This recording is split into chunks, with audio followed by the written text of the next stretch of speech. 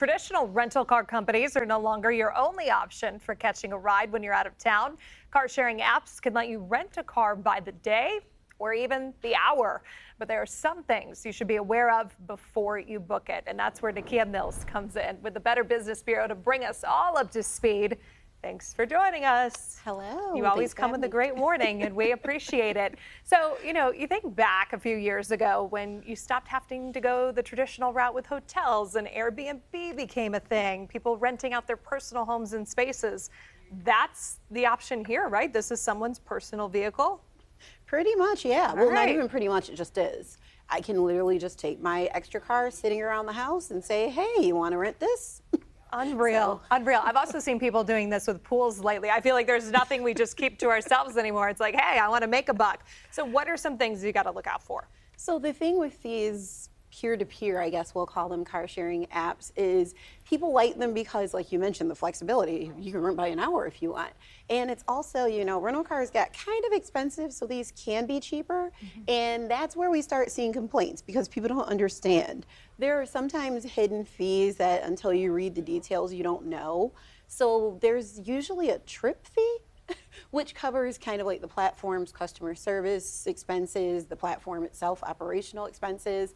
And then keep in mind, a different owner, each one might have different rules, different fees. So there might be a pickup fee, a delivery fee, a cleaning fee. So you really have to pay attention every different car you look at to see what that owner's rules are. Same with mileage. If you have to pay extra for mileage or go over their limit, it's not like, there's this national company with one set guideline. It's each time, what does this owner require? So you just have to be really careful to pay close attention. I imagine a lot of people can relate to this. When you get into your own vehicle, you're assuming nothing's going to happen. You're not doing laps of your vehicle to make sure it's fine and no one scratched it.